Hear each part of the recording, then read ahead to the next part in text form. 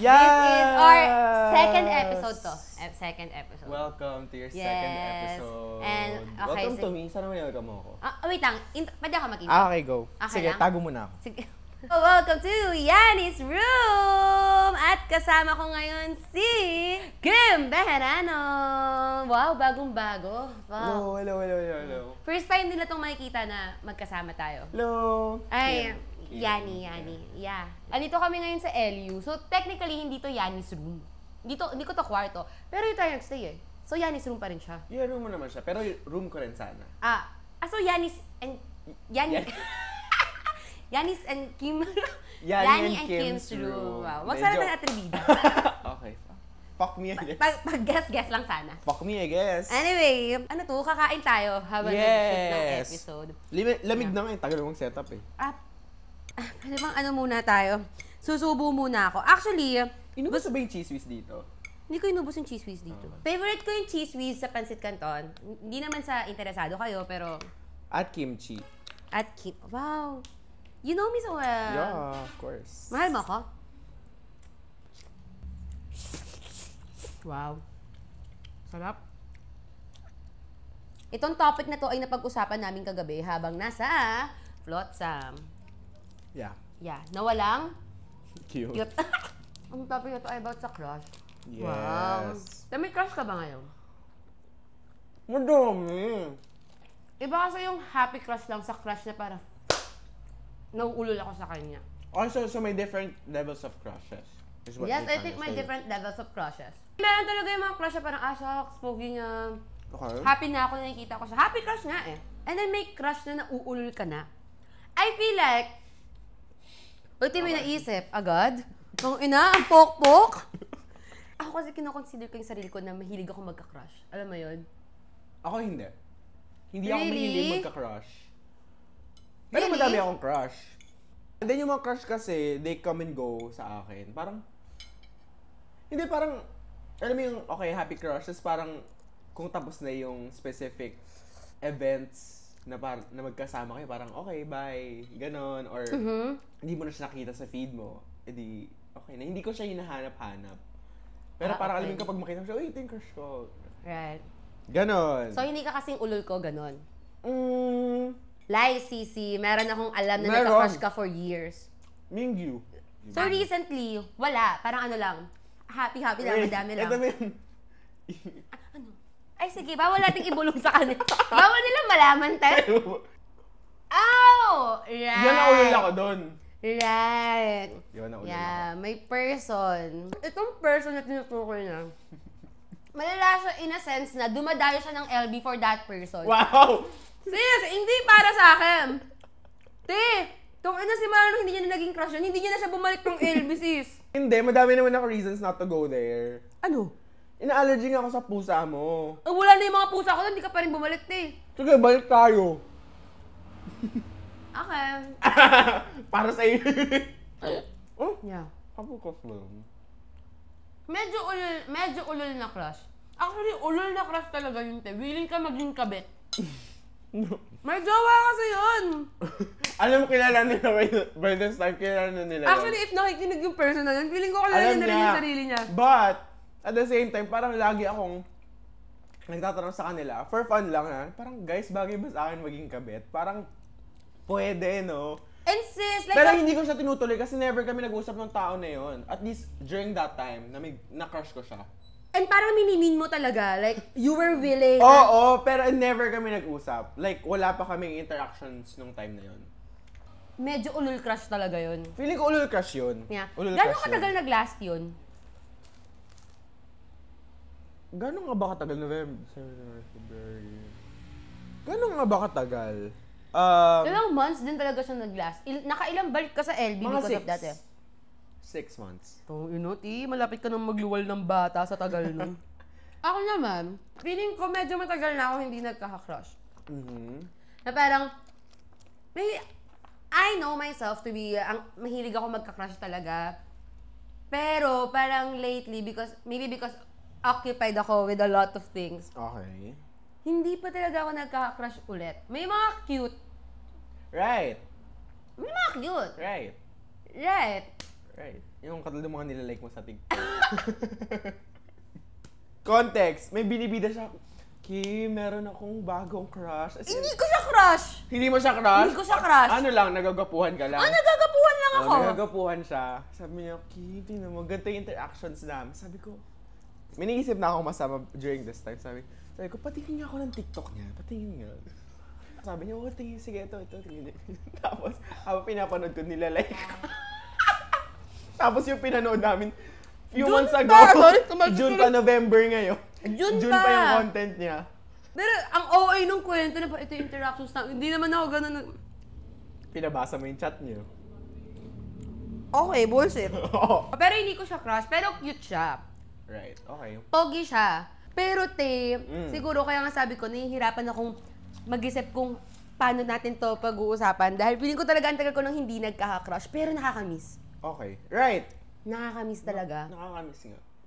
What about crushing? Yung tingin mong sobra siyang ang saya niya kasi sa feeling. Totoo. Naalala ko nung high school ako, ang hilig ko talaga magka-crush. Hindi ko pa alam na bisexual ako noon. So, Okay. mga lalaki talaga. And parang madalas akong sawi sa mga crush ko nung high school kasi hindi talaga nila ako nagugustuhan pabalik. Like parang fuck these people talaga Nagsisisi ba kayo ngayon? Kasi di pala sila nagsisisi. Alam mo yung mga crush na ginagawan pa ng code name? Right. Shit! Parang hanggang ngayon may ganun. May mga miss. Ano sabi? Hindi, paliwanag ko sa kanila. Yung mga crush ko, nakarank yan.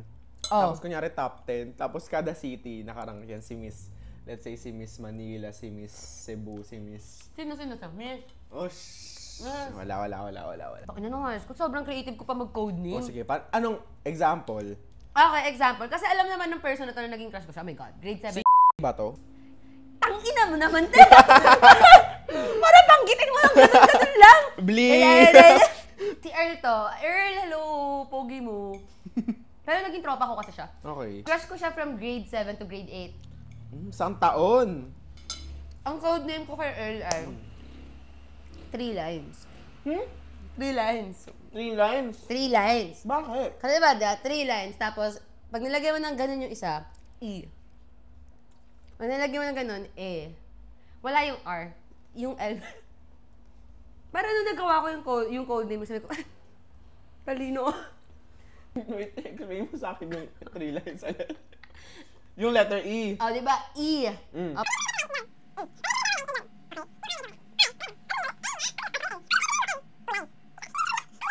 Sis, basta. Hindi naman ako pinatulan. Pwede ba nga? Let's just...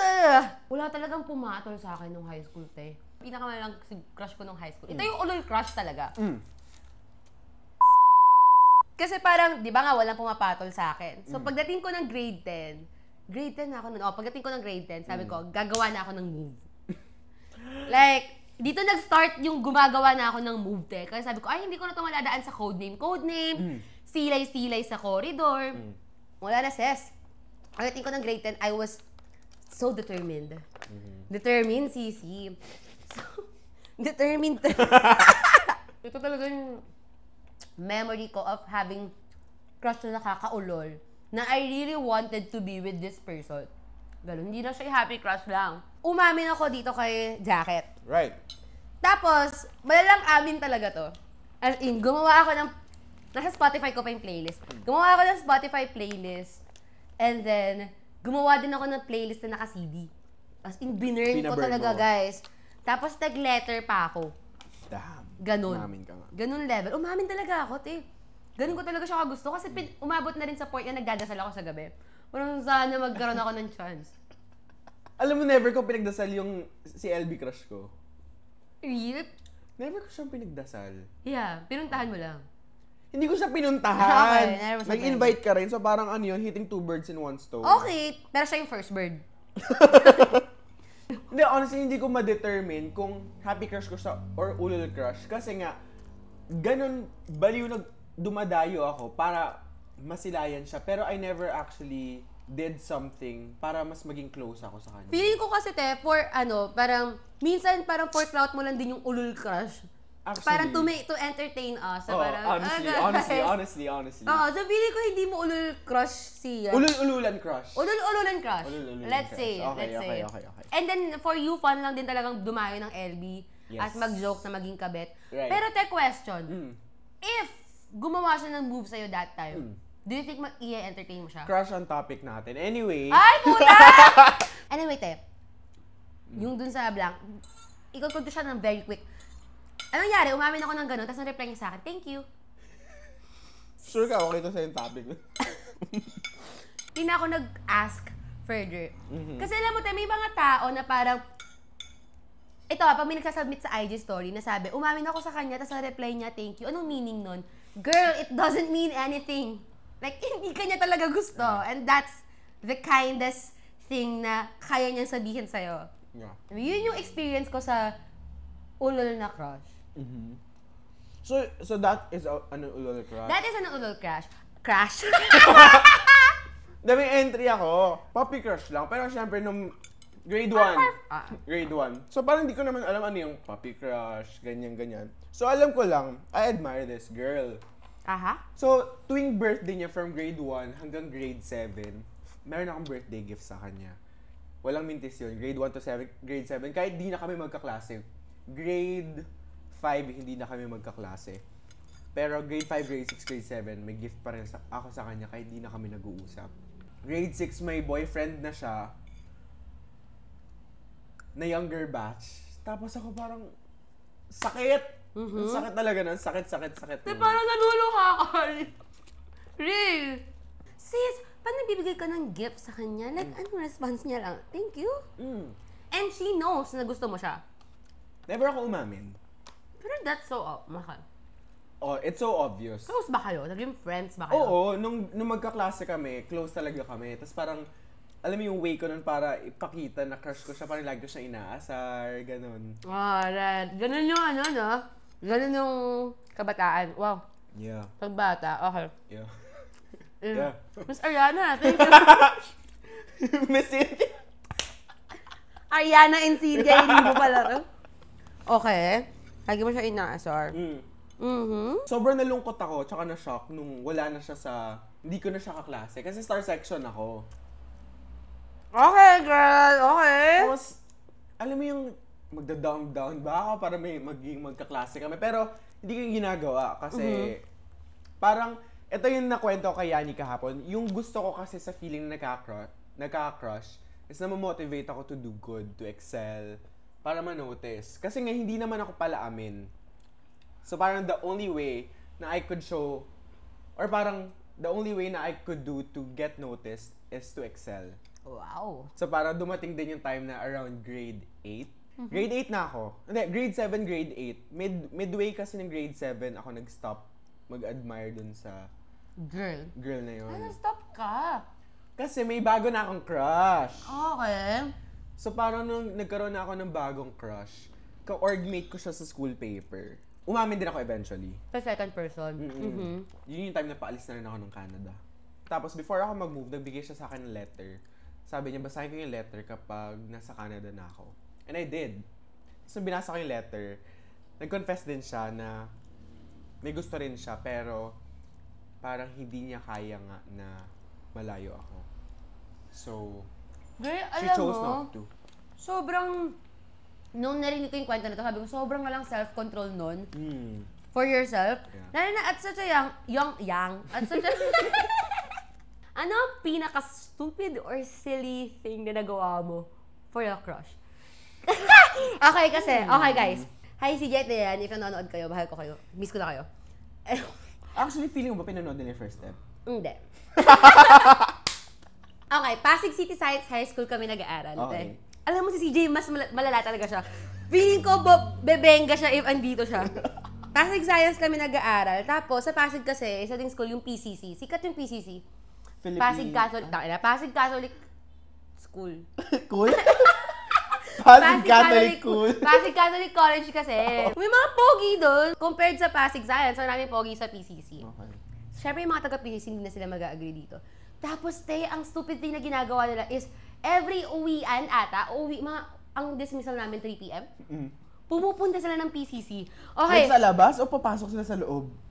Minsan nakapasok kami sa loob. Anong ginagawa nyo doon? Nanood kami ng play, theater play, na andon yung Pogi. Or like, nanood lang kami ng theater play kasi naghahanap kami ng Pogi.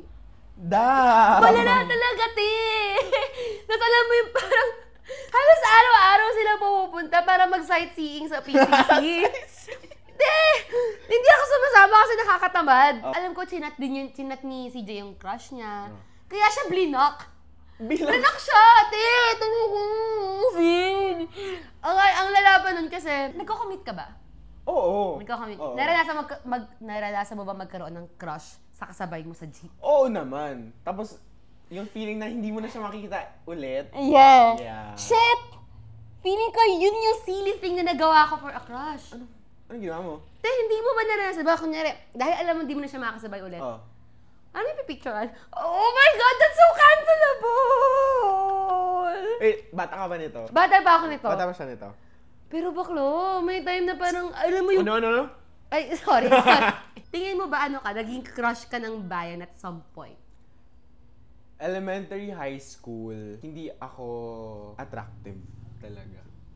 Like, there was a point in high school na magki-kiss, marry, kill sila. Tapos ako, sa grupo ng girls na yon, lahat ako kill. Puta! Unattractive talaga ako. Girl, that would be my, villain origin story. Pero hindi naman. Parang ako, okay. Nung bata ako, elementary, te. Oh. Hindi naman sa pagmamayabang. Okay. Hindi ka nag-ayabang niya na? Hindi naman pagmamayabang, Okay. pero madami nagkaka-crush sa akin. Madami. Okay. Pagdating ko ng high school, tigilantihan ako. Wala talaga nagka-crush sa akin. To be fair, pag nakita niyo yung itsura ko nung high school, gets, ganyan. Kaya nagsasettle ako sa mga online relationship. Yun yung tatanong ko sana sa'yo kanina. CCX! Yun yung reason bakit ka na biktima. Girl, ng na poser? Yes! Uy, tangina mo doon ako nanonood ganito. Fuck you. Sabi ko, pag online, hindi na kailangan makita yung mukha ko. That's so sad, That's so diba? sad. Sobrang, sis. Okay. I was young and walang nagkakagusto sa akin. And then, online relationships offered something na parang, hindi mo na ipakita yung mukha mo. Kaya, hindi ako bothered kung hindi kami nag-video call. Oh. Kasi nga, Dito tayo nagkaiba. Kasi, nung grade school to high school, kapag may nagka-crush sa akin or may naririnig ako na may nagka-crush sa akin, nawiwirdohan ako. Nalala ko grade 7, meron talagang nagka-crush sa akin. Like, tuwing foundation day nagpapapicture siya or foundation day nagpapicture siya. Tuwing may events na pwedeng may phone. ang funny. Ang school. Sobrang thing yun. Nagpapapicture siya, tapos ako parang, bakit? Wait, bakit ka nawiwirduhan? Dahil ayaw mo sa kanya, napapangitan ka sa kanya? Or bakit dahil di Ang mo weird magets? ng feeling sa akin na may nagkakagusto sa akin. Why? Hindi ba Hindi siya ko flattering? Hindi ako sanay. Hindi ako sanay na Hindi ka naniniwala ka gusto-gusto ka? naniniwala ako kasi halata. Okay. Halata eh. Pero hindi ako sanay dun sa feeling, like the feeling of receiving it. Parang, bakit? Ganon. Yeah. Right. Pero hindi siya sad feeling for me. Parang siyang new, undiscovered feeling. Gets. Right. Gets. Shit. Alam mo, dahil nga sa ganun, dahil yung drought na yun, and wala nagkakagusto. Drought. Dahil wala nagkakagusto talaga sa akin. Para nung high school, kasi, syempre tila may mga magaganda sa batch. Alam mo kung sino yung mga conventionally, baboy mo. Alam mo kung sino yung mga conventionally attractive na magugustuhan talaga ng mga Mga tao. nag-peak nung high school. Mga Ang papangit na ngayon. Honestly, do you agree? Te! Teka, kasto ko lang sa kanila last month. Oh. Yung mga nag-peak nung high school, both high school ko dito sa Philippines, tsaka sa Canada. Yung mga nag-peak nun, sorry kung, feeling ko naman di nila papanoorin to. Pero yung nag-peak talaga sa kanila noon, parang, Wala na ngayon. wala talaga. Real. Karamihan sa mga nag-peak nung high school ay, Ito. How can you say na, ano yung standard dati ng attractive? nung high school, ay, mga conventionally attractive talaga. So, meron kayong mga ganun sa school niyo? Meron talaga. May Kasi- mga conventionally attractive sa amin. Kasi sa amin, Kasi yung sa amin, pogit maganda talaga sila. Sa Saka may Pasig appeal. Oo, meron talaga. Feeling ko sa appeal, pwede yung appeal, or parang connection. Ay, Alam mo te, yung malaking bagay yung connection. may mga mother. Yeah, mga sikat sa Oo. older batch. Kapag konektado sila sa sikat ng older batch, kahit pangit naman sila nung time na yon, parang gustuhin sila. Oh, this year, February, bumalik ako sa school ko. Kasi foundation day namin. So Okay. parang kami ng mga LM high school friends ko, bumalik doon. To visit lang yung school. Tapos binisita namin yung ibang teachers. Siyempre, ang dami ng teachers doon na hindi ko kilala. Pero andun pa rin yung iba. Wala nakakilala sa akin. Shit. Di nila ako kilala. Tang ina, glow up! Ang lala! Di nila ako kilala. Alam mo, yung mga nag-peak naman sa amin nung high school, well, yung mga babae na maganda, okay naman sila right now. Yung mga lalaki, oo, te. Oh my God, yung mga nag-peak sa amin nung high school, yung ilang mga sikat sa amin nung high school, sila yung mga... Mukha ng tatay ngayon. Mukha ng tatay ngayon. Real. At nangungutang na sa Facebook. Ay. Yung isang Wala sikat akong sa amin, sis. Like, parang, bakla hindi na siya nagpi-Facebook kasi na-expose siya na scammer. Oh my God! Alam mo yun yung parang sabi ko, may reason pala talaga kung bakit hindi ako sumikat nung high school. Alam niyo, feeling ko kung sumikat ako nung high school, hindi ako magiging sikat bilang Yari Hates You. So, sikat ka pala. Okay. Hindi, first time natin mag-meet. Yeah. Hindi, parang Sikat ka you pala. meant that. You meant that. So, sa mga high school na nakikinig nito, if walang may crush, walang may crush sa inyo, Kapit lang. kapit Kapit lang. lang. It gets better. It gets better. Pero alam mo, te, kung kaya siya malala for me noon, kasi dahil nga, wala na nagka-crush sa akin, like, hindi ako known for being attractive sa batch namin. Parang ginawa ko, ginawa kong personality yung pagiging funny. Doon siya nag-start na yung mga DP ko sobrang wacky. Like, yung DP ako ng, gano'n, Oh my God, sinare mo to nung kailan? sis, like, yun yung reason talaga kung bakit sobrang comfortable ko na maging ganun sa profile picture ko. Kasi nga, Babawi tayo sa personality. Babawi tayo sa personality. Like, parang, if hindi nila ako magiging crush dahil maganda ako, magiging crush nila ako dahil funny ako. Hindi yun nag-work. Well, and then nagkaroon na ng Yanni Hates You. Which is, got me the attention. Really? Alam mo, te. So, dumami nag-crush sa'yo ng Yani Hatiso. Hindi ko alam if may nagkaka-crush siya. Alam natin may nagkaka-crush sa akin. Alam ko! Ang market ni Yani Ang problema- Hatisu, Yobot. mga yobmot. Mga yobot. But it's okay. But it's okay. Right. Question came from Rappler. Okay, Kim from Rappler, question. Kasi nung Yani Hates You, Yani Hatiso ka na, nung senior high. Oh. So, may nakakakilala sa'yo from your batch, from higher batch or lower batch, for sure, sa UE. Yeah.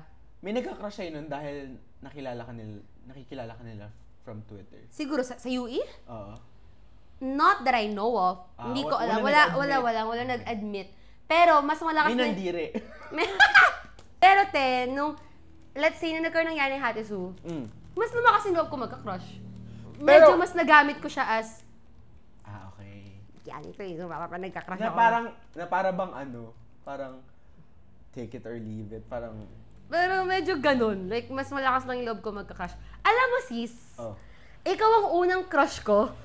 Nung Yani Hatisu? Hindi Nung na Yani Yani Hatisu Hatisu. Hindi. Okay. Ikaw ang unang crush ko na umamin ako, na trinay kong landiin, na medyo nakuha ko. Sis, ikaw! Ikaw ang So, first! i-reveal natin to dito.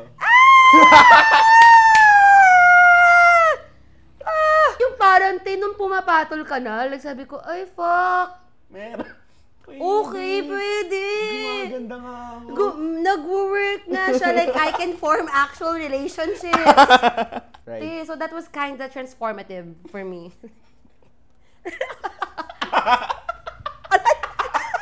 Alay! Gago! Shit! Well, look at that. now. Oh my God, sis! Malala kami bumanat sa isa't isa. Oo. Mga TikTok natin. Yun yung kilig na namimiss ko. Totoo, gusto mo ulit? Yun yung kilig na namimiss ko. Ay, natin, naalala ko yung Christmas wishlist mo. Sabi ko, fuck! Nasa akin pa ata yung TikTok video na Ay, yun. nakasave pa rin sa akin, de. Right, nakasave pa rin sa akin yung nag-react ka sa picture ko. Tapos yung nag-sampa. Kilig. Pilitin nyo kami, ilalabas. Lalabas namin yun. Really, pilitin nyo kami. Sige. Gagawin kong Sige. teaser tayo. Okay, concluding question. Oh. Sa mga naging crush mo, ilan ang success stories? Madami bang success stories or limited lang? I guess, yung dalawa kong ex at ikaw. So Yeah. would you say na ilang percentage yan? Ano yung percentage rate? Yung, Ay, yung success rate ko, Success sis. rate mo. Diyos ko po, wag mo tanungin! Ano yung success rate ko? Oo. Feel ko tangina 20% lang. 20%.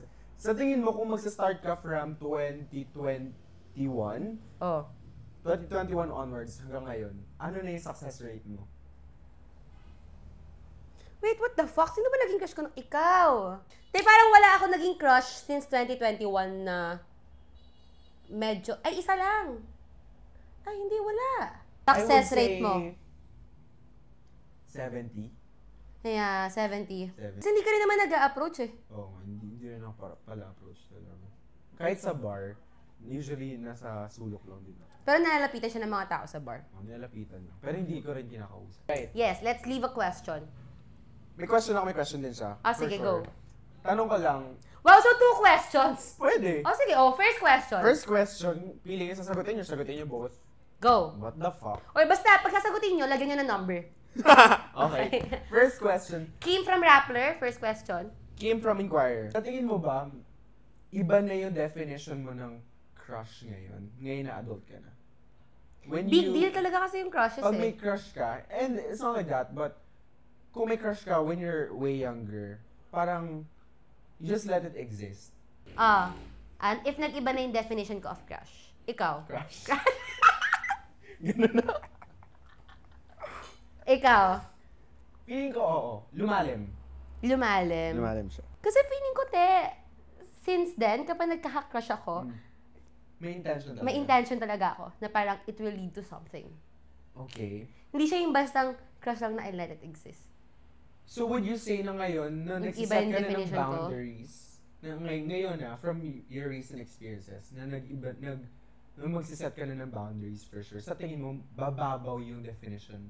Bababaw? Crush sa'yo. Hindi naman sa magiging mas mababaw yung definition ng crush. Feeling ko, for me, yung definition ko of crush right now is same pa rin, na parang that giddy feeling, Okay. na parang makes you feel something, it can Okay. lead to something. Ganun pa rin yung, hindi sa bababaw, pero feeling ko mas magiging careful. Alam mo yun, na parang, Which is kind of sad, honestly, kasi parang crushing crushing is supposed to someone just, is supposed to be happy Yeah. lang. Tapos parang for you to be careful about it. hindi naman sa maging careful ako na, oh shit, ayoko na maging crush, pero ayoko na maging, feeling ko sad nga, pero parang ayoko na maging too much. Okay. Na parang, dahil nga may ganun, as a person, ganun ako magka-crush na lagi may intention. Which is not bad. Honestly, not bad. Pero may tendency ako to rush things and maging impulsive sa mga actions ko just to make it happen. Okay. Hindi talaga ako marunong mag-wait. Yung magiging sistema ko sa pagka-crush siguro is, hindi careful, I think magka-crush pa rin talaga ako ng, dahil happy. Right? Okay. Pero siguro mas matatanggap ko na hindi lahat ng crush ay kailangan Maging jowa. maging jowa. Okay. Ayun. Okay. Okay, ikaw. Sinabi ko na. Para sabi ko naman. Hindi yung deal breaker, pero ano yung nakakapagpa-turn off sa inyo sa mga crush nyo? Personality. Personality. Ako, humor. Humor. Okay. Ay, itin. Typing. Ah, paano mag-type? Okay. Ako hindi naman. Kasi yung isang crush na alam mo, si ano, Sino?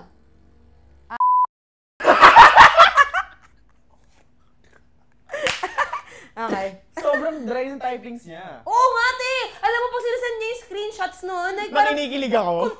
kung tumawa, haha. Small letters. Bente, hindi yata natutuwa yan, kausap ka. Ayun. Pero ganoon talaga siya mag-type. Okay. So, hindi sa'yo tayo. Personality. Personality talaga. Oh, well, ayun. Damn. That was so long. Sobrang so nag-enjoy fun. ako. Ako Yeah, rin. Di ba iba talaga pag may co-host ka? Ha? So ayun, that concludes Kim and Ang Yanni's kulit room. mo! Ang kulit mo! Ayoko mag-co-host. No. Anyway, ayun, nag-end yung Yanni's room. Guys, lugar-lugar din tayo, Hindi. Saan ka nila makikita? Huwag yung kinain. Huwag niyo akong Saan kitain. ako makikita dito sa Livingstone Tower sa Ako private residence. Hindi, tangin socials nga. Sige na, i-plug mo na. At Kimbera lang. Facebook, Twitter, Instagram, TikTok. Ayun, okay. I-answer niyo yung question namin na. Number 1 and number 2. Lagyan niyo na Or numbers. kung ako bias nyo, answer nyo yung number 1. Yoko na nito, ha? Bye-bye! Bye-bye! Oh my God! May episode 2 na ako! Yay! Adiyo!